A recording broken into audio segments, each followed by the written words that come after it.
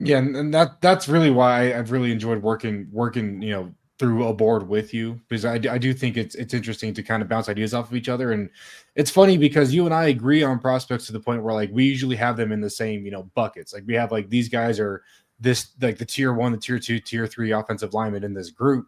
However, when it gets to those buckets and how those guys are sorted out in those buckets, that's where we really differ. And that's where the guys really start moving around as far as your board versus my board. And that's why I think it's fun because, like you said, we do agree a lot on how we see certain players. It's just about like if two players are available, we're probably going with different guys at the end of the day. Mm-hmm. Yeah.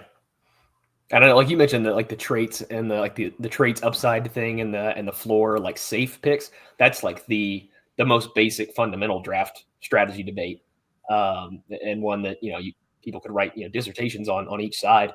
But that's the funny thing too is you have like the farther out of the spectrum where I'm always going to think the high ceiling, like I've noted on Holland Pierce forever, the raw prospect. That's guys that I love and am almost willing to take the shots on 100 times out of 100. And Parker's the high floor guy. He's not quite as he's your infamous fourth round upside bucket. But even coming from two complete opposite sides of the spectrum, we typically do see players the same way, and you come away from the film with the same takeaways too. It's like even if you grade guys differently, we come away with like Kelvin Banks. We came away with the same strengths and weaknesses that guy had, even though I think we ended up grading out pretty similar. But that you see what my point is there. We're like, Yeah. even if you grade them differently, you come away with the same pros and cons, similar scouting reports off of the film. Well, I always joke, you can always tell when someone's watched the film on a guy based on a conversation with them versus, Yeah. they've either watched highlights or they've talked to people a lot about a prospect. Like I feel like you and I will have like different conversations about prospects and we'll see certain things. Whereas like a Jim, who's really just taking in as much information as he can and building his board that way, which I honestly love that approach too. Yeah. But then when you talk about prospects, he's gonna really be talking about more what he's heard and the ups and downs of that prospect where you and I can talk about like, oh, well, when I was watching his game, like, yeah, I see that like people can talk about that, but I didn't like X, Y, or Z in his game. I always joke, and I guess we should probably get into like how to actually do this thing. But I'll start, being the high floor guy. I'm a high floor guy because I feel like it's more applicable. If like I can see what you're going to be on day one, I know at least where my starting block is, and I'd rather have a good solid foundational starting block where I know what you're going to be, opposed to like, oh, we'll see what happens when you get in the building. But like when I'm looking at guys, I like to joke with guys that I'm a purist, right? Like I'm an offensive line purist from the perspective of like I want guys that have a good technical base, they have a good foundation. Like they're not like a raw prospect, and I think that term is kind of overused and it's become Yeah. kind of a blanket statement for not good prospects at certain times. Like I feel like when you talk about raw prospects in a certain class, you're going to get a mix of guys that are, really talented guys, but just are lacking fundamentals. And you're going to get some guys that have the fundamentals there. They're just not good players. That doesn't mean you're raw. Your ceiling's just low. And so I think that's, again, we could go on for hours about floor versus ceiling. But when I'm looking at guys, the thing that I start with the first, I always want to notice early on, and I want to see how consistent it is because you've heard me talk about it. Consistency, especially on the offensive line, is huge for me because we've heard the conversation from last NFL season. A defensive lineman only has to be good like once a game to be an elite guy. If you're getting one sack per game as a defensive lineman, you're an elite defensive lineman. Whereas an offensive lineman, you're playing 60 snaps. You got to win at least 55 of those or else you had a terrible game. And so that consistency is really big for me, and that all comes from the technical foundation. So I'm always looking for how developed is a guy technically, because so many prospects come out of high school and out of college raw, like actually raw. They don't have that technical base. They've just been carried by whether it's size, athleticism, a combination of both, whatever it might be. You can kind of just lean on that to a point. But once you get to the world stage in the NFL, you have to have that technical foundation, or it's going to take you a while to really click in the league. And that's why, I talk about offensive linemen take 3 years as it is, because you have to, clean up some of their issues from college in year one. You have to get the eyes to slow down in year two. And then year three is really like when you're seeing what this product might be. You're really getting your first glimpses into this guy as an NFL player. So that for me, it's all about technique. And that comes down to do your feet die on contact? Do your hands, are you a grabby guy where you're just, you're getting hands on? That's great. You might have vice grips for hands, but if those feet die, you're just opening the hips up and you're leaning on guys and kind of going for a ride. Like that's going to be a big red flag for me. Whereas a lot of other guys will just look at that and say, oh, well, I mean, and Kelvin Banks. If you get hands on this guy and you can just keep your body between him and the quarterback in pass protection, that's a win. Like that's not going to be good enough for me. And that's why I joke that I'm an offensive line coach, because it's all about the technique and the consistency for me. And it's guys like that I'll never see the light on because it's, they don't check my boxes. But that's, again, just personal preference. Exactly. Yeah. And I think when you get into kind of the like the details about grading, it comes down to like, at least for me, and again, everybody grades differently, and I'm still, this is my first year really doing this, so I'm incredibly green. And as far as like the actual like the math equation of like coming up with an actual grading equation, I've just ripped off Parker's, and I've just changed some stuff to order things to like the traits that I value higher than Parker does. I think that's the building blocks of regardless of what equation you want to use or however you build it. It's just a matter of what how do you rank traits by importance to you. And like for me, like I said, and this is like, I know we're doing podcasts on other positions as well. I don't want to dip off this line too much, but like for me, I've got a one tracker when it comes to almost every position with how I grade, because for me it is about speed everywhere, and that reflects throughout my entire grading scale. For like receivers, I've been a big Kyle Williams guy recently because I just got around to his tape and it's awesome because he's like, I want 3 Brandon Ayuks at receiver. That's what I want. That's my type. I want fast, quick, lethal separators at linebacker. I like Pooh Paul, who we've had on the podcast before, is a favorite of mine because he's so rangy, not the biggest guy, but he's, awesome in coverage, super athletic. Edge rushers, I love the speedy, bendy guys. Like it's safety and DB. DB is kind of the one I differentiate, so I'll leave that off for now. But like I'm a big Colson Loveland guy because he's so athletic and such a good separator there. And like tackle, like I said, I love guys that get out in space and have great foot speed and that kind of stuff. So I have that very consistent theme throughout all of my grading. But I think like, and it can be shaped by biases too, because like with how horrible the Titans offensive tackle play has been recently, I think I kind of swung too far to the other side of the pendulum where I watched guys lose to speed 70 snaps, day in, day out, every single week of watching football, that I just decided I'm never going to like a tackle who can't keep up with the corner, who can't slide and mirror, because I've just watched guys lose to speed for my favorite team week in, week out. But like I said, back to my original point, it just comes down to like your importance of traits. And there's different ways you can build your actual mathematical part of the grading system, but it just comes down to what you value more at each position. Well, see, I'll always put that like I always joke that it's the Colts bucket, right? Because I feel like the Colts are all about like drafting the guy with the highest RAS score, right? Like if you have a 10 or like relative athletic score, then you're going to Indy because they just want the guys that are going to be crazy testers. They want guys that are just going to be athletic freaks, and they trust their coaching staff to handle that. And I think that's why it's interesting, being a coach in my own right, but then like having the perspective of like a shadow team that I will always talk about. I'll bring up as often as I can in life. But, when I'm drafting for like my shadow team, I'm picking up guys based on like what I value and how I can see them being applied. But I'm never going to like apply those guys to a scheme. So I could have a great like group of guys that like I feel like are great players, but then they go to certain situations and maybe they don't fit the scheme, or maybe that was like a GM getting a guy they like, but the coach doesn't like that player, so they just aren't going to jive. Like there's so many variables that go into that, but that's why I think it's so fun from the evaluation side of things, not necessarily the team side of things, obviously, where you're just trying to find the best players. Like what is your process for finding the best football player at any given position? And that's why I think the process is so fun, because you can value the things you like. And I've seen a lot of conversation about it today and yesterday on the timeline. I want to post about it probably tomorrow morning, but there's certain like types of players or like styles of players that no matter how often they don't like carry over to the NFL, or like they bust, or they just don't find a spot on a team, I won't be able to quit. And I think that's like the fun part of evaluation for me. Was like watching a guy and then seeing him grade high on my board, and then just knowing like, yeah, that guy's probably not going to pan out, but man, I love his game. And that's where I just like, that's my issue. I think I have such high swings and low swings on is DB, because I love long, physical, like athletic defensive backs. And Yes. so it's like, it's more like I lean the physicality over like the testing. But if you're a rangy, versatile DB that's not afraid to get in the mix in the run game, and you're a jammer in the press and you're knocking the ball out and you're, again, just rangy and physical, like I need you on my team. And like those guys, I feel like are very hard to find. It's hard for them to find places in the league because they're either too grabby or they overcommit to the run. So they bite on play action all the time, or like they lack the discipline there. But it's like, you know what?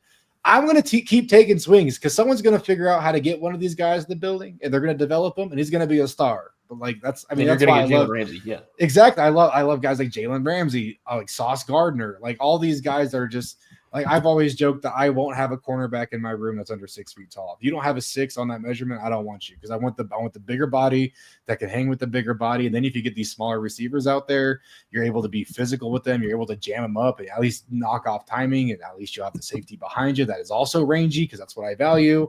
Then again, you're physical, and I just feel like if you can get a room of like 6 foot plus, long-armed, physical defensive backs, you'll figure it out, right? Like, surely that's not like a bad plan, right?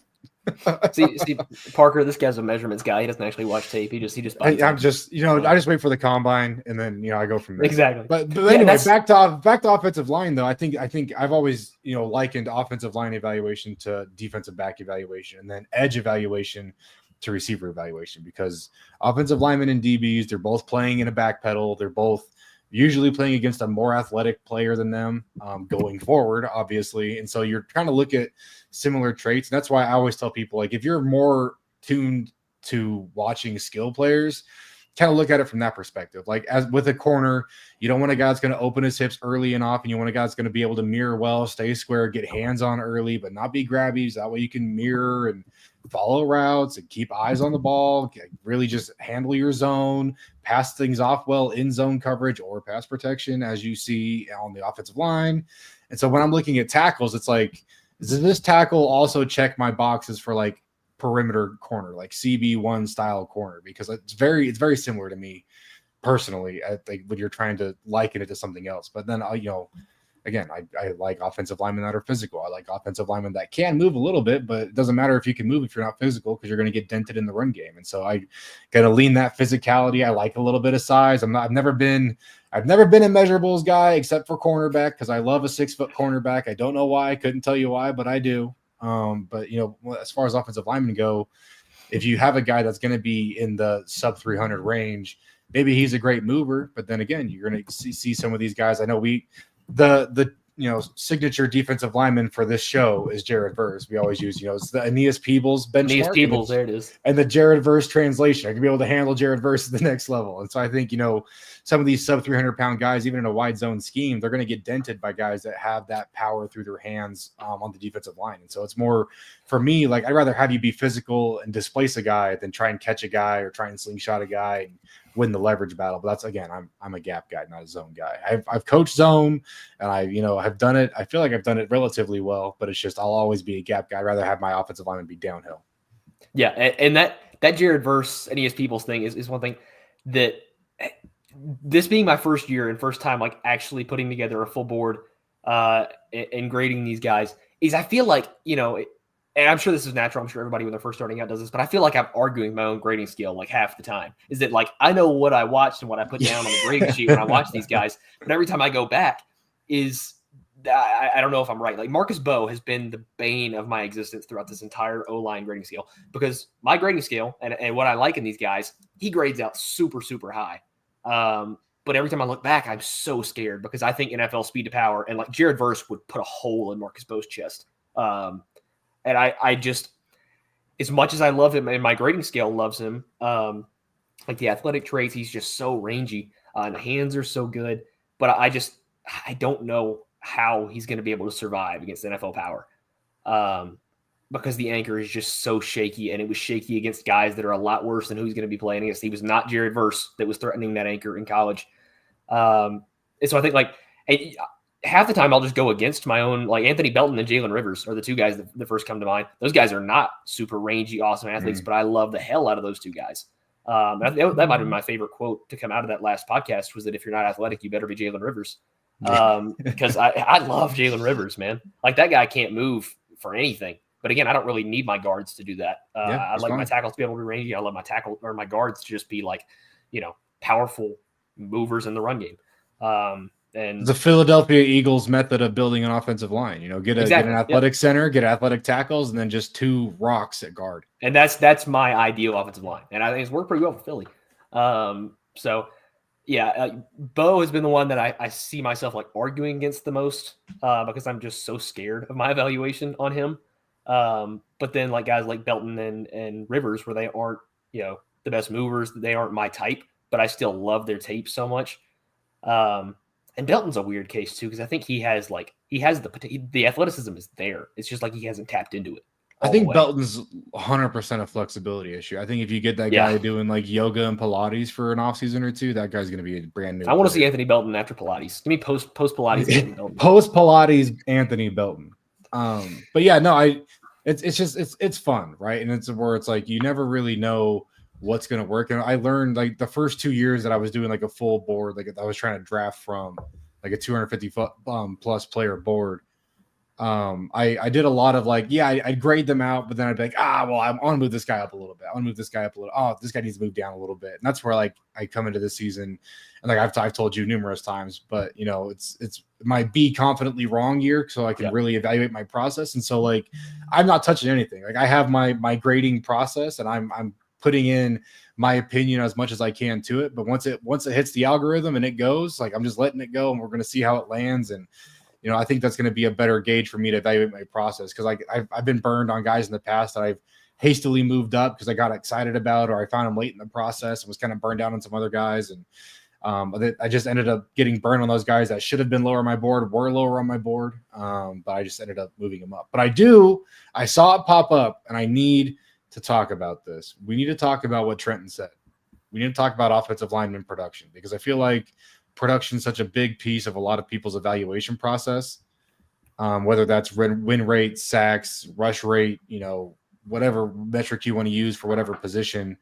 I feel like offensive line is like the hardest position to actually have production from. And I think, I know some great guys that have done a lot of good work, and they've found like correlative like statistics that they can try and use to project guys. It's not, obviously nothing's 100%.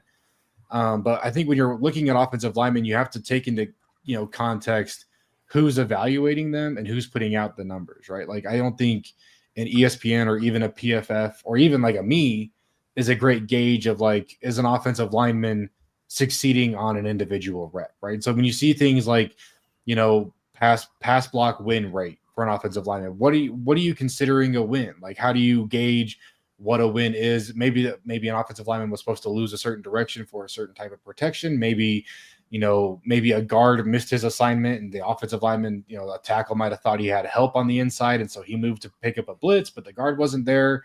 That's going to get counted as a loss for the tackle, not the guard. And so it's like, how do you evaluate that? Like, what's the criteria for that? And so like, that's like when I watch film, I'm, watching one player, but when that guy might lose a rep, it's not necessarily, like he lost that rep, that was bad, move to the next rep. It's like, hey, what happened on this rep? Like, especially in pass protection, where it's so easy to like mess something up for one play. And like I said, it only takes 1 or 2 plays a game for a defensive lineman, but that 1 or 2 plays a game might be a great game or a bad game for an offensive lineman. And so when I see a guy in pass protection that might be left on an island because they're always sliding away from him, that tells me a lot about that player. That tells me that you're not only your offensive line coach, but your offensive coordinator believes in you to be on an island, to be an anchor, be alone. Whereas, if you're always on the slide side, you're always getting slid too, you always have that help, you're always getting a chip. Like, yeah, the pass block win rate might be great, but you're also getting a lot of help. So it really, they have the true pass set stat, but then again, what's the context for that? And let's talk. I haven't read this yet. We'll read Sam's comment. Sam has made some awesome points, especially my guy. You can't talk and read at the same time. Well, not with my breath, especially when I get going on the O-line. I start picturing things, and I'm like, I gotta reel myself back in. What do I consider a pass block? For that matter, true vertical pass sets can be very different from what you see in some college-based schemes. That's a great point, and that's why Oklahoma offensive linemen never have great true pass set, stats, because very few of their reps are considered true pass sets per like a PFF, for example. However, you see guys out there all the time that are coming into the league and making big splashes. Bill Biedenbaugh, the offensive line coach down there, is one of like my idols. And I try to like model my offensive lineman after the Oklahoma guys, because I think he does a great job down there. And I think, again, a lot of the, I guess they're now SEC, but a lot of like the Big 10, Big 12 schools, they're not doing like all this straight drop back all the time. They're letting their offensive line move, especially in the Big 12. They're doing a lot of play action stuff. They're doing a lot of RPO stuff. I don't think like an offensive lineman should take a hit for that. I think if you're pass blocking, I mean, even an RPO, the ball could get out quick, but like you can still evaluate that rep. You shouldn't just throw that rep away. You shouldn't only evaluate 3, 5, 7, 9, step pass protection. You should evaluate all of it, because there are teams in the NFL that get the ball out quick. There's teams in the NFL that don't pass that much. So maybe I don't need this guy that's going to be an elite pass blocker. I need a guy that's going to be able to sell the run block well, and then be able to handle play action schemes. You need to be able to handle RPO schemes. And so like when you're evaluating these guys, don't just pull the production and be like, oh, that guy's got a high win rate, obviously a good player. I've seen plenty of players, and I'm like, always the contrarian when it comes to offensive line play. And I promise it's not a bit. It's just how I feel. But I see a ton of guys that have these really high pass block win rate, percentages. But then I turn on their film and I'm like, this guy's losing reps left and right. Or like, he might not be losing the rep necessarily, but like a guy like we talked about earlier, he's got hands on earlier, but the feet are dying, but he just has the length to kind of let that guy just lose wide. And at the college level, that's fine, because a scout will run around, my quarterback's going to step up, we're going to be fine. But in the NFL, when I'm facing bend, my hands are always high and I can't replace them very well. I'm going to just lose to speed, lose to bend consistently. And the 3 down fronts are so huge, because like the multiple fronts, like watch it, like this is tangent. I need to rein myself in.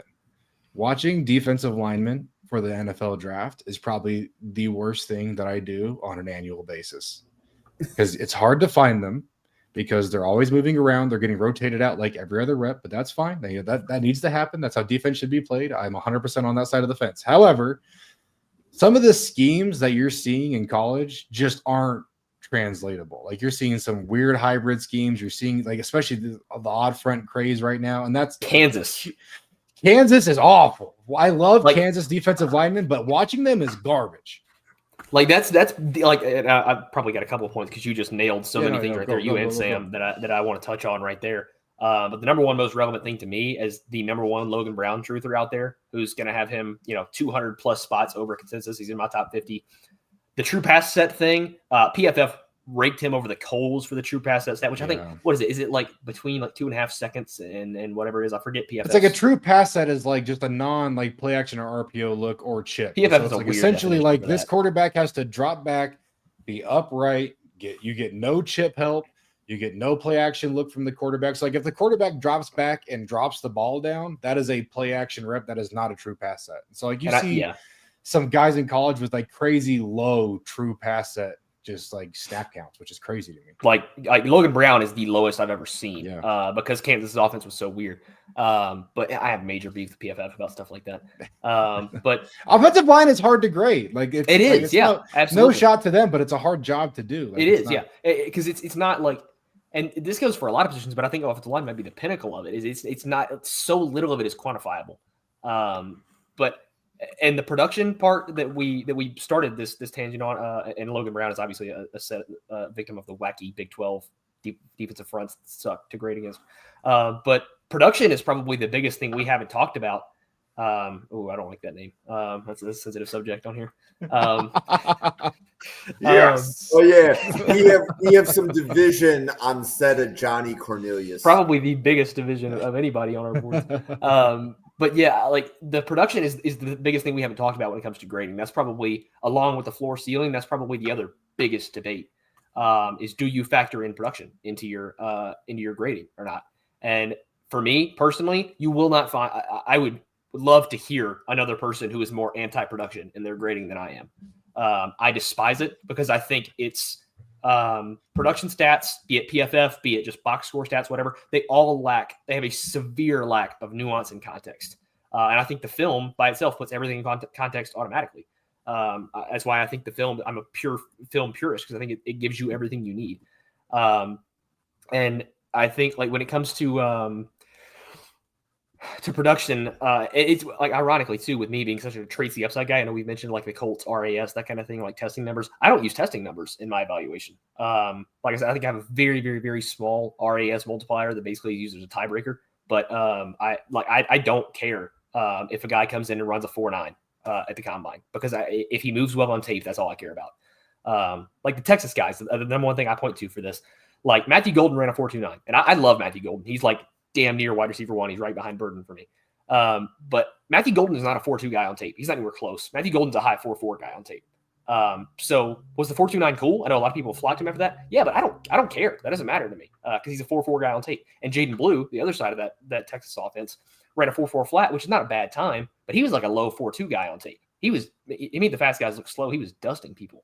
And like Anthony Belton had a terrible time, and I thought Will Campbell had a great time. Will Campbell was one of the best testers of the offensive line group, but you watch him and the athleticism is terrible on tape, which is really all I care about. So my athleticism box in my grading scale has nothing to do with how they test, and it's purely what I see with my eyes on film. So I think I have such a massive like aversion to using production in grading because I think it's a way to kind of cut corners almost. And it sounds kind of harsh, but I think it's a way to put guys into boxes without context and just kind of skip out on watching film when everything they put on tape is putting everything into context. Well, I think that's like the biggest thing that like I'll always preach, always have, always will. But like, the combine should never be like like I know everyone, especially this year, I feel like I saw it a lot this year, but it was all like don't double count something if he was fast on film, don't give him a bump because he was fast at the combine. For me, exactly. You should never give a bump or a drop for any combine performance, whether or not it was something you saw on film or not. The combine should only be like, hey, this guy tested really well, but I don't see him as a great athlete. Let me go watch a couple more games. Let me go make sure like I'm not missing something. Like I think you use it the same way you use the All-Star circuits. It's a thing. It's a thing that makes you reevaluate your original evaluations. It's never something you should change in a vacuum. Like I think my biggest example that I've used is like a Blake Freeland, right? Like Blake Freeland broke how many combine records when he went to the combine and tested like an absolute freak. And like he was crazy explosive. He ran really well. Checked off all these boxes, but then you turn on the film and it's like you had this crazy crazy broad jump, but like you are so slow in your set. You're not able to get off the ball in your pass set at all. That's where, those events, like the explosive events at the combine, should translate almost directly to your pass set. But if you watch the film, you can see that it almost never does. Like the guys that have the most explosive sets don't typically have the best testing numbers. They might have really good testing numbers because they're just explosive, strong, lower half athletes. But a lot of the time, like you go into the combine, I'm telling you, man, Jalen Travis is the truth. But he's awesome. I like when I watch the combine, I'm watching 10-yard splits because I do value a 10-yard split. I don't equate it to anything. But again, if you have a crazy good 10-yard split, I'm going to go back. I'm going to comb through any of your film that I haven't watched. I will finish a full season on a player if I have them graded low and they have a crazy 10-yard split. However, I don't care about your 40 agility testing are slightly more. The three count's a big thing too, but it's just I think the 3 count is just more telling me how do you change your direction. Like I love the on-field drills. Like I watch the entire on-field drill circuit. I actually cut them up so I can watch individual players go through all of them like back to back instead of having to like keep up with the broadcast and all that garbage. But I value the on-field stuff more because if you look better in the on-field drills at the combine than I felt like you looked at like on film, I'm like, maybe this guy's improving. Maybe the guy is doing a good offseason training program. He's staying a lot more square. Maybe he's just more, he's improving. Like I talked about Kingsley Suamataia at the Senior Bowl. I thought he was very, very raw on film, very like inconsistent on film. But then I see him at the Senior Bowl, and I think his technique's really cleaned up. Guyton was another guy that I was like, wow, his technique looks a lot cleaner right now. Like maybe he is improving stuff. Maybe he should get a little bit of a bump. I still didn't give it to him because I'm not going to adjust off of the All-Star. I'm not going to adjust off of the combine. But it's like something to kind of keep your eye on. Like this guy might be, a good sleeper. Like it's more for me the shadow team draft mindset where it's like, well, if this guy's going to slide a little bit, I'll grab him a little bit later because he might be already on the up and up. But I think at the end of the day, like if you're looking at testing, look for it to apply to film, and that's like don't look at like a 40-yard dash and expect this guy to be sprinting, 4.9 across the field all over the place, because there is a big difference between game speed and, and track speed. And I think people do talk about that a lot, but what they don't talk about, I feel like, is like the broad jump, the vertical jump. I feel like those are really like accessory workouts for a lot of people, where when you're looking at especially trench guys on both sides of the ball, but especially offensive linemen, like if you got guys that have bad verticals, bad broad jumps, by whatever metrics you're using, or on the other side, they have really good numbers in those areas, go back to the film. How does that look in their pass set? How does that look when they're firing off the ball to a guy that's lined up right on top of them? How does it look in the run game? Are they explosive? Are they strong in the lower half in the run game?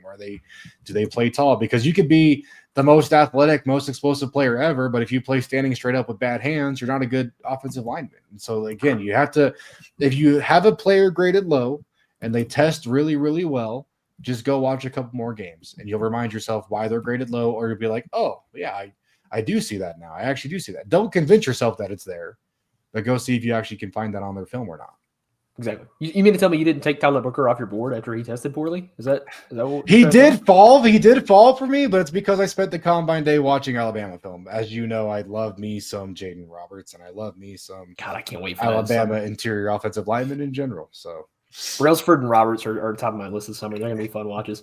Jaden Roberts is gonna be a first rounder, baby. Just watch. He's awesome, man. But yeah, like that stuff, it really irks me. Like the reactionary. I know those really aren't the people you respect as evaluators. People that are just looking at the 40-yard numbers and immediately dropping or rising guys. But that stuff, it feels disingenuous to not only the industry and in this, like draft evaluation as a whole, but to the players. Like Tez Johnson was another. And this is not offensive line. I'm going off on multiple tangents again here too. But like Tez Johnson is a case study for how people react to the combine with what happened with him. But like, what's weird, and I know somebody brought up Carson Vincent in the comments too. And I like mentioning the combine as a part of the All-Star circuit. What's weird is when you watch these guys excel in a place like Carson Vincent and Jackson Slater both had awesome Senior Bowls. Carson Vincent tested relatively well, if I'm remembering correctly. He was like, it wasn't like a world beater, but he was fine. And like you go and revisit Jackson Slater and Carson Vincent's tape after the Senior Bowl, after they were both amazing in Mobile, and I just didn't like they're both out of my top 175. The tape did not match what we saw in Mobile, or like sometimes in the sense of the combine, like you'll see a guy test incredibly like a Will Campbell. You go back and reevaluate the film, and it's not there. And like edit, like people the like Nick Skirton dropping 30 pounds to go and test at the combine. Like these guys dropping, 20, 30 pounds from their playing weight to run the 40 is really disingenuous to the whole event as a whole. It makes grading the whole thing harder. But yeah, I think that's really where you run into the difficult areas of these things, is when you do see guys flash in the combine or in the All-Star circuit or whatever it is that makes you want to go back and reevaluate your grades. And you just see two completely different things. Yeah, and I gotta shout out Sam again, because he's using my trigger word, and so I have to talk about it. But Jalen Travis is a pleasant big man with an explosive kick step, but he's not a guy that's built for a combine. He's not a guy that's built to be a wide zone guy. But if you're a gap scheme team that's going to throw I love a guy like Jalen Travis for my Bengals, because you put a Jalen Travis behind an Orlando Brown for a couple years and on a team that's going to throw the ball 40 plus times a game, no matter what, especially now, because that's where all your money's at. Like if you go throw him behind Orlando Brown Jr. for a couple of years, let him develop, let him kind of knock that, rookie dust off, knock that year two dust off, and really settle in as Orlando's contract kind of wraps up. I think he's a guy that you slide right in there and he fits your scheme. Yeah, on paper, he's not a great tester. He's a limited run blocker as far as wide zone stuff, but you get him in there and you just, hey, base out defensive ends and delete, B gap defenders when you're on the front side of stuff, and you're going to be just fine. And I think he's a great fit. I think a coach is going to have a really easy time falling in love with him, and he's still going to slide in the draft, but I think it's going to be more because coaches are going to be like, oh, we can get him later, because so many teams are going to value this wide zone, this high athleticism stuff. But like, how often is that really panning out? Again, the Colts, another great example. I think they're like my favorite case study. But look at how their offensive line's been panning out, since they really leaned into the, let's get all the athletes that we can on this team. I mean, you can even look at their quarterback situation. Like, they're just getting these guys that have the traits, that have the testing numbers. and maybe just need a little bit of coaching. But then how's that gone for them? They've seen some like really fun flashes. They've been a really fun team at times, but at the end of the day, they don't really have a lot of great core pieces that they've really brought in and developed. They need some better, maybe lower ceiling, higher floor type guys that they can just get in and kind of settle everything out and get rid of the variability that just bringing in tradesy players gives you. And I think, again, Jalen Travis is a great guy to put in a system kind of like that, where he really bounces you out. I think he's another great fit for a team like the Titans, where you have a JC Latham who's a huge anchor, big body that's going to be able to, handle power well, maybe not a great mover, but then you put him on the opposite side of a Jalen Travis, who's a very similar profile, and go get some very, very athletic guards, maybe go all out and get just a very athletic interior offensive line to pair with that. I think you do some really fun things, but again, it's all about, team building. And that's why I love team building so much, because there's so many ways you can take it. And then, when you adopt a team, or when you're, evaluating for a team, maybe you cover a team, whatever it might be, or just your favorite team, look at what's already there. Try and find the trends that your team leans into, and don't be like, oh, my team sucks at drafting because XYZ, or my team needs to care more about this or that, or, we need to get more athletic. We need to get bigger body, like whatever it might be. Look at what they're doing and what they're trying to do. Maybe you're in the middle of a turnover. Maybe it's not working because they're trying to turn over an entire roster, and it takes a long time to turn over 53 players. And maybe your offensive line room is bad, but maybe they're trying to strip it all down and bring in an entirely new set of skills and traits for your offensive line, and that's why it's bad. But in a couple years, when some of these rookies, some of these young guys knock the dust off and you get really settled in, this could be a really good unit, because now they have that chemistry and they're all similar players. You can't, like I say it all the time, the offensive line is not about getting the 5 best players available in the world. It's about getting the 5 guys that can match each other's strengths, that can cover up each other's weaknesses, and that can mesh well together and fit the scheme you're trying to do. If you go get a bunch of guys that are JC Lathams and Jalen Travises and get 5 of those guys and roll them out there and go give them to, Mike McDaniels, or you go give them to, Kyle Shanahan, and you try and get them in that offense, you're going to have like the worst offensive line of all time. But then you go, again, you drop them into like a Cincinnati, you drop them into even like a Houston, right? You could now all of a sudden have one of the best offensive lines in the league. Same 5 players, but vastly different schemes. And that's why that's such a huge thing when you're evaluating these guys. Like, when you're watching the college tape, you should have guys that you like, and you like their game. You should have guys that you feel like are going to translate well. But at the end of the day, it's like, how do they fit in their scheme? And that's where, people talk about player comps. I'm more of a player fit type guy. Like, this guy could be a second rounder, a day 2 guy for team XYZ, but is probably not even on the board for like the teams ABC, right? And that's where I think the biggest thing, like, I feel like defensive linemen, I feel like skill players can be pretty universal. Like, you can find a way to make him fit into your team. But when you're looking at offensive linemen, like, a lot of these guys aren't first round caliber players, especially this year. Like, I feel like you and I have talked about that plenty. Like, when you're not getting like, this guy's just good at everything all the time type players, you have to find guys that are going to fit your scheme. You have to find which scheme they're going to be able to fit into and why. Because again, I could love a Jalen Travis, but I'm not going to go send him off to San Francisco. I'm not going to send him. Honestly, I'm not going to send him to Bill Callahan down in Tennessee, because I worry that he's going to try and, again, lean into that wide zone stuff. He's going to want to go get some of those more athletic guys. He's not going to want some of these rocks. But I will give a Jalen Travis to a Jeff Statland. I'll go give a Jalen Travis to, like any of these run heavy teams, any of them, because that's where he's going to live. And then again, you have that heavy drop back game, even that's where he's going to thrive, because he's a great pass protector. He's a rock out there. And so it's finding the right fit for a guy. And if you're more versatile, you're good at everything all the time, then you're going to fit on more teams. That's going to make you a more valued prospect. But like, look at a Kelvin Banks. People want to have Kelvin Banks as a first round prospect. I don't see Kelvin Banks fitting on, more than 10 to 12 NFL teams right now, because of just the limitations in his game. I'm not saying he can't get there, but starting day one, the floor, it doesn't match up with a lot of the schemes that he's going to be asked to try and, participate in at the NFL level. Yeah, exactly. Again, I think you nailed so many points on that.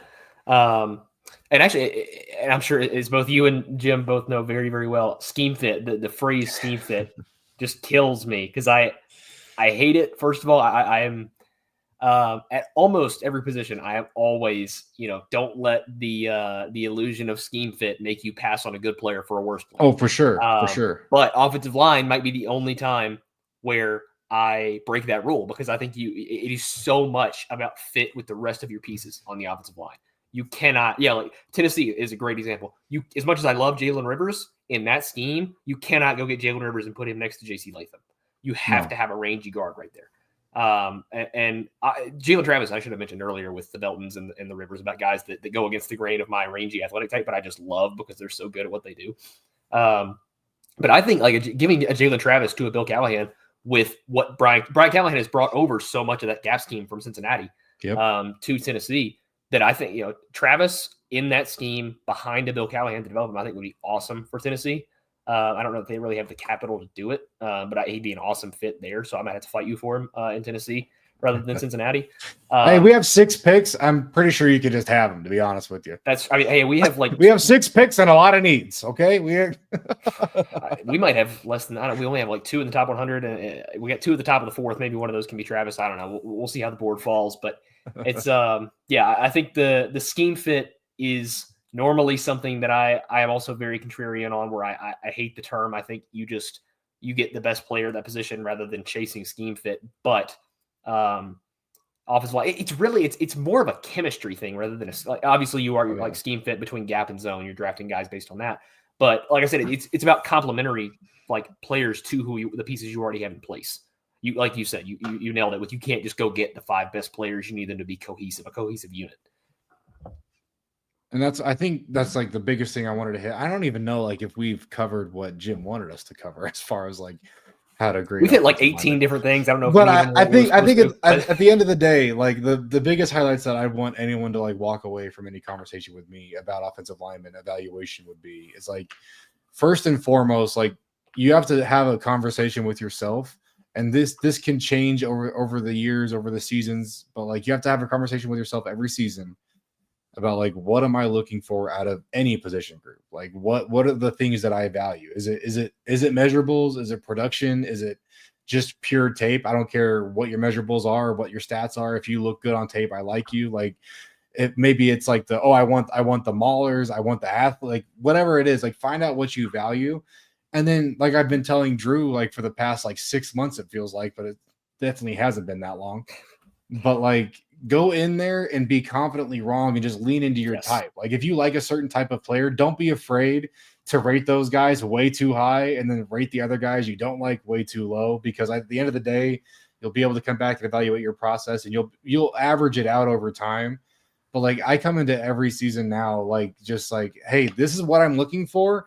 And if you don't check the box, I'm not going to I'm not going to try and give you the benefit of the doubt or be oh, I just don't like that. So I'll bump you up a little bit. I've been you've seen my grading system. I have a 1 to 10 scale and 10 categories per position. And if I don't like what you do in one of my categories, I'm not afraid to hand out the 1. I don't hand out 10s. I don't hand out a lot of 1s. I don't hand out a lot of 10s. I try to avoid 9s. I'm not afraid of a 2 or a 3. I hand out a lot of 4s and 5s, but I think, find the things you like, and there's so many variables that go into my system that I've been more confident now just handing out the 8s, the 9s this season, because it's no, I like that guy. I like what he does in this category. I know that my personal opinion, I kind of washed out at the end of my process. I is a heavy impact early on, and I try and balance myself out as my board gets more official. But I that's why I just lean into it. If I think you're a mauler, I think you're a physical dude. I think you just blow guys off the line of scrimmage. I think you're an anchor at pass protection. Even if you struggle athletically, even if you might play a little tall, you have a little wide of hands, that's okay, because I like the way you play. I think the best example of that, in my few years doing this has been Pat Paul out of Houston. I hated everything about his game from a coaching perspective. Watching his film, if I was an NFL coach, I'd be man, this guy is a project. But when he got off the ball, he got hands on you. He hated defensive line. He hated defensive players. If he got his hands on you, you were going to the ground. And if he couldn't get you to the ground, he was going to try his ass off to get you there. And his finish ability was so high for me just because he was always looking to get a defender on the ground. And he was a little bit grabby. He wasn't a great athlete, a little stiff, looked like in his stance getting out there. But again, in pass pro, I thought he set his anchor really well. I think he just got out leveraged at times. I'm like, dude, you can fix that. You're a strong dude. You might look like you got chicken legs, but you somehow got a good anchor. And you just hate defensive linemen. You hate guys like in the run game, you're just trying to delete players. In the pass game, you're trying to start fights every single rep. Like I want that guy in my room. So I just all these traits that I have on my board were just like getting graded really high. And then obviously the other process, like I said, it kind of evens out and he slides down my board a little bit. But like everybody was like, I can't believe you have Pat Paul rated up there. And I was like, I just told everybody, I said, if I'm in a front office, I'm pounding the table for Pat Paul and I'm saying, listen, there are flaws in his game, and I'm okay with that because I like the demeanor he plays with. I think he really embodies what I want my offensive lineman to be. I just want to bring that in. And I think I've always said the mentality, especially offensive linemen, the mentality translates every single time. The brainwave does not change from college to NFL. If you hate defensive linemen, you're a physical player, you're a mauler, you're just a high motor guy, you're always running down the ball on defense, you're always chasing the ball on offense, trying to look for somebody to hit, that's going to translate. If you're a high effort player, that's going to translate. The technique, that's going to come over 1-to-1. I've always said the technique comes over 1-to-1. So if you're a project in college, I don't love your film, day one in camp, they're going to be like, okay, we have to fix X, Y, and Z. If you're more technically refined, there's less to fix with you in camp. So we can kind of get you into more position battles at that point. That's why I'm a high floor guy. But the mentality will always win out for me because I can coach technique. And like there's all the guys that say I can't coach. I don't give two about size. I don't care if you're 6'9" or 6 foot, because if you have the high motor, you have the play strength, and you just have that, you have that mentality of I'm just trying to finish every single rep. I'm going to love you as an offensive lineman, and I'm going to root for you until the day that you're, bagging groceries. Like I don't care what you do because I think that's going to translate, and that competitive spirit is going to get you somewhere in the league. I think the player that can be embodied the absolute most by all of that, again, that you just nailed, is Willie Lampkin. I mean, that dude, you've got a tiny, tiny frame, but the meanest player. Crazy mean streak, you will ever see. He hates guys. The little man syndrome is awesome with him in the trenches. Again,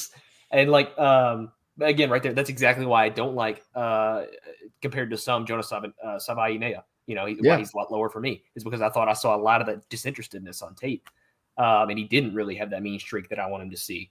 And that's part of the reason why I'm going to be so confidently wrong on Logan Brown if I am. Because he's, he hates guys. He wants you on the ground. Mm-hmm. And you pair that with him being my type of that rangy, athletic, super high treatsy guy. He has all the right mix for me. And that's why I'm going to be, 210 or 220 spots above consensus or whatever I am. So I think back to the overarching thing with the O-line grading is where you find that sweet spot of guys that have the physicals and the intangibles and the technique of all the things that you want in your type of offensive line. You just got to be all in. You can't. And again, I'm talking to myself here because I second guess my grades every single day that I look at my. Hey, we all do. We all do. you got to go 110% in. Head first, eyes closed into these grades. When you find a guy that is your type and matches all of your criteria. And especially hits that motor, that's just the cherry on top where you have a guy with the mean streak of a Willie Lampkin or a Logan Brown. That's just when you got to go, all in on a guy. And that's I always bring up the shadow team. That's I think my favorite part about it is that you never get the opportunity as a media guy to be in a front office or actually assemble players on their team together. But at the end of the day, you also have the benefit of your job's not on the line. Even if you are a paid draft analyst, if you miss on picks, no one cares. You just move on. You're on to the next cycle. If you have a good analysis, people like what you do, that's going to take you places. And so there's no reason to not be 110% in on all of your takes. I definitely take the time to evaluate your stuff, go through prospects, go through your process, have a process. But then once you get there with guys and once I have guys that are locked on my board and this is where you're going to be, I'm 110% in. With Caleb Williams last year, I had Caleb Williams as barely a top 40 player last year, but I was 110% in. If you asked me why, I could tell you why. If you try to debate with me. I'm always for a good debate. I'm not going to argue with you, but I'm always for a good debate and a good conversation back and forth. And I would have given you my points as to why he's there. It's not like I'm just throwing him there because I'm trying to be contrarian, or I'm throwing him there because he's not my style of quarterback. And I think that is kind of another con of like being just a media guy, is I'm not allowed to take guys off my board if I don't want to draft them, because I have to rank everybody, or else I'm going to get 1,500 questions about where player X is, which is fine. Like I love having everybody stacked up, but again, it's like I have to kind of have it all be general. So I'm just going to lean in to what I like to see, with the stuff that I prefer on tape, the stuff I prefer out of players, and I'm going to put them where they go. And I'm going to be 110% in. If I think like a guy like Shamar Stewart, I'm going to battle it. I know the production's low. I don't care, because the film is good. He did his job on film. And that's like the biggest thing for me, like with a guy like him, is he's a role player. It's like I know it's an offensive line thing, which we barely talked about offensive line, I feel like, No. But anyway, like when you're looking at like D-line guys, so many guys just want to look at the production and the stats and the testing, but like we'll watch these guys, the defensive linemen that are willing to play their role, even if it doesn't lead to stats. Again, that mentality translates. The guys that are chasing sacks, chasing tackles, trying to make dumb plays just to get stats up there, trying to get the crazy film, that's going to translate too, which is not a good thing in the NFL, because you want guys that are doing their job and helping the defense, not just trying to pad stats. And I mean, that happens around the league still, which is whatever, but you want guys that are going to do their job and they're going to love what they're doing. That's why you love guys like Logan Brown. That's why I love guys like Pat Paul. That's why, these guys like Tyler Linderbaum like are flying up my board, because he's going to do his job and he's going to be proud of the job that he's doing. And that's going to translate. And again, I know it's a super like corny thing to like watch for on film, and everyone wants to hear like, oh, watch for these traits and X, Y, Z. But at the end of the day, go find offensive linemen that hate defensive players, and it'll lead you down a good path. You can figure out like the size, the testing, the hands, the feet, the hips, like all of that stuff, the scheme fit, like whatever you want to tack on to it. But at the end of the day, if you have an offensive line board and you just go through and you say, hey, this season, I'm only going to rank guys based on how much they hate defensive linemen, I think your board you'll probably get a lot of funny looks at the end of the cycle. But you come back to that board in 3 to 5 years after that draft, when nobody cares about it anymore except you, and you'll look and you'll see the guys that hit are going to be the guys that were at the top of your board, not the guys that were, loafing on plays, not the guys that were, do my job for 2 to 3 seconds and then kind of give up, seal my guy off and then let him chase the play down. Like the guys that are just mauling guys, like that translates. Look at Quentin Nelson. Quentin Nelson was a top level player for how long? Jason Kelsey was a top level player for how long? Was it because he had the great measurables? Was it because he was a great tester? Maybe. Or was it because he knew his job, he did his job well, and he loved doing his job? So that's my rant. Exactly. If you could take one guy off your board as a draft analyst this year, who'd it be? Out of the whole draft, or an offensive lineman? I'll give you one of each. Wow. Well, I mean, I'd take every single quarterback off my board except Jackson Dart and Tyler Shuck right now. Good. Okay, we're done. We're done. Shut it off. Shut the podcast. Kill it. Let's see. Offensive lineman that I would just take off my board. I'm going to get flamed for something. I'm going to hurt someone's feelings and get flamed for it. But that's what we're here. That's what we're here to do. That's what I'm here to do. We're here to get flamed. I guess that's the whole point. Let's see. Let's just look at this. Let's go. I'd probably take Josh Connerly off my board. Wow. We'll go with Josh Connerly. I don't want to go with I don't want to go with Will Campbell. I feel like that's what everyone wants me to say. I'm not going to say it because I do value my online presence a little bit. But I'm probably taking Josh Connerly off my board. I hate his film. Interesting. The ratings are going up right now, so that's all good. Well, and there was Parker, you got nominated for president earlier in the chat. We did. We had somebody nominate, and honestly, he's got my vote easily. I'm not eligible, or else I'm totally wrong. No. What I want to know is between Drew and I, who's the vice president and who's in charge of the campaign? No, see, Jim, you've got to be the campaign manager because you just support me more than like I could ever ask you to for no reason at all. You have no idea who I am. I think we've met like 3 times. Well, I think we've met for like 4 days in a row once, that's pretty much our relationship right now. But like, I feel like you've really bought into what I'm selling, and that's what you want out of a campaign manager. And I think I'd have to bring Drew in because he agrees with me enough where I could probably get the things I want done. But he also disagrees with me enough where if I'm getting a little too outlandish, he'd be like, hey, listen, we can't be doing this anymore. Like with Tyler Shuck and Jackson Dart. Like with my quarterback takes that I'm terrified to tell him about. Cool. We've had a pretty busy chat. So Parker, I know. I was trying to recognize hit all those chats, but there were so many. Joshua Paniker came from Parker's channel. My man Josh. Yeah. So welcome. And I'm looking to see. I'm looking to see if anybody else came. Tyler Booker and Zion Johnson? Are you kidding me? Zion Johnson's off that team, dude. There's no way he starts again. I think they should have moved him to center. Yeah. But that's a different and then different conversation. Brandon's here every podcast. So Brandon, good to see you. Lucas, thanks for stopping by. Tate Ratledge is a dog. Tate Ratledge is another discussion me and Parker need to we tend to diverge on. So Eric, are you an offensive line coach too? I think I know what Twitter account this is. Oh.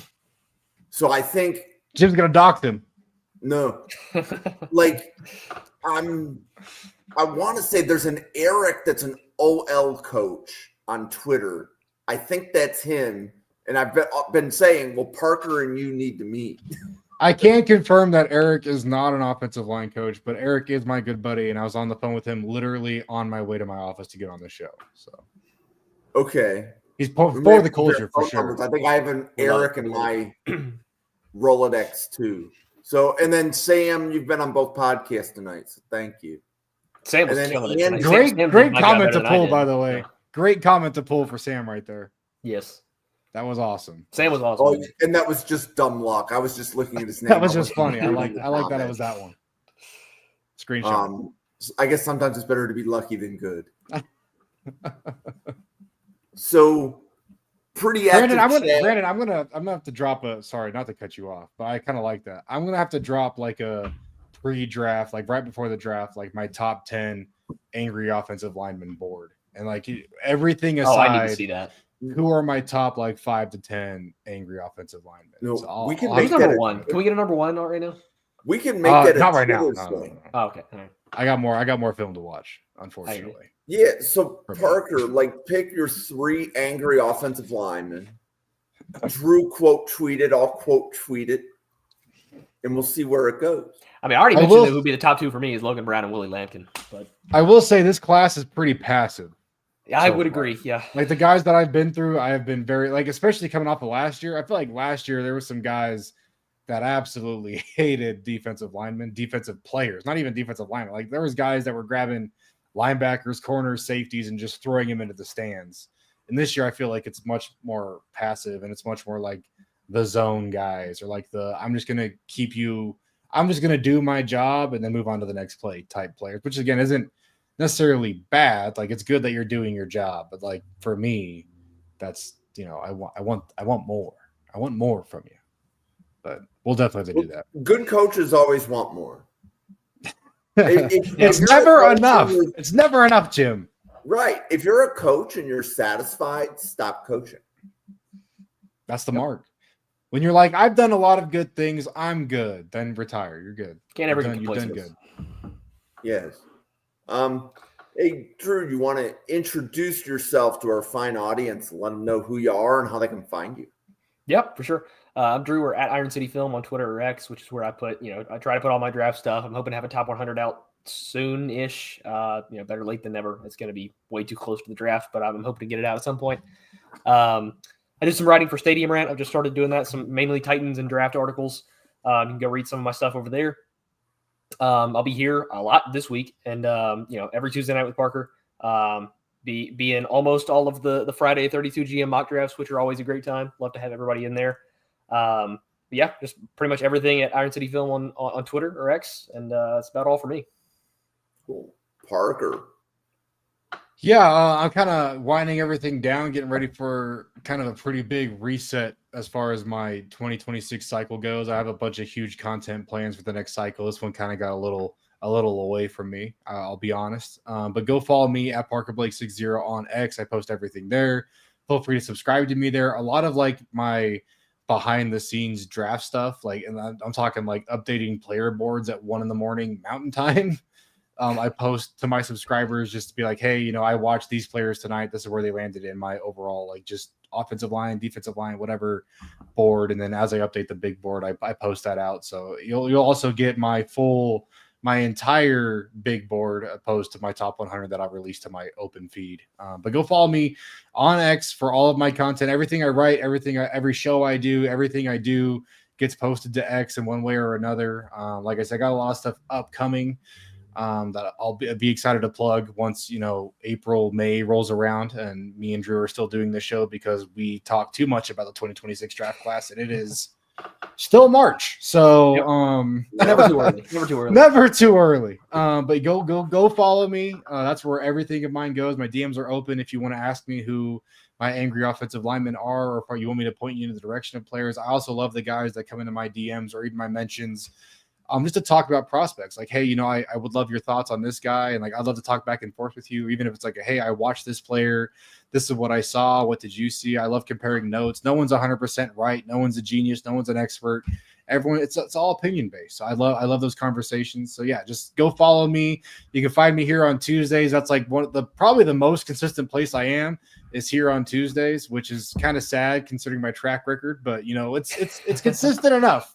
I'm here with Drew, with Jim. We're talking football, hopefully a lot more O-line than it started out as, and I appreciate every opportunity I've gotten through this medium. But yeah, I just love the draft, man. I'm excited to just get into the next cycle already. Yep. Well, thank you. So to everybody watching, thank you. This has actually been a very productive chat. You can follow the channel at NFL Draft Fanatic on X and YouTube. And if you get a minute and you can hit that subscribe on YouTube, that is by far the single biggest thank you can give. I'm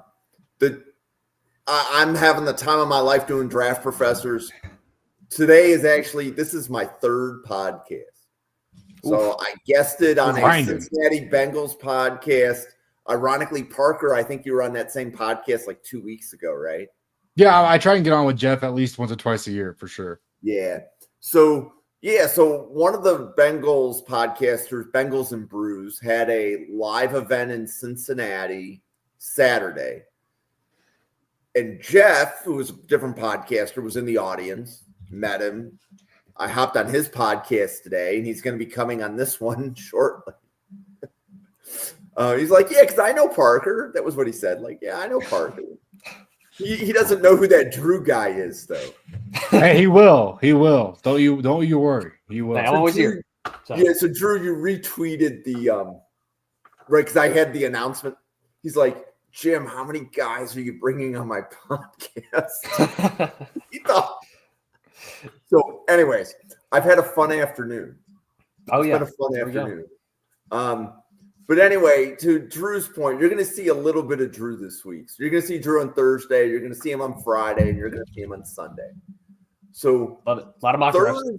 Thursday, we're doing rounds 2 and 3 of a mock draft that was started yesterday. So Drew's going to be doing that. And then on Sunday, we're actually going to do rounds 4 and 5 of the same mock. And that's going to be Drew, Heather, and I was about to say Parker. It's Price, isn't it? Price? I think it's Price. Yep. But I almost said Parker.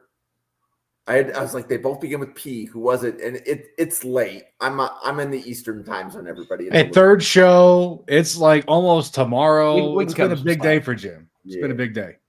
But no, this was pretty good.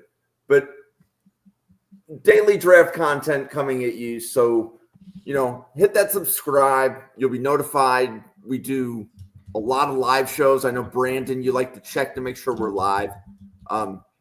We're generally live at night, but if you see something at breakfast or lunchtime, it's probably not live. Safe guess. Not always true, but safe. But we are going to close the podcast down. For the 48 podcasters at the Draft Professor, for Parker, for Drew, for myself, Thank you very much, everybody, and we'll see you on a podcast again tomorrow.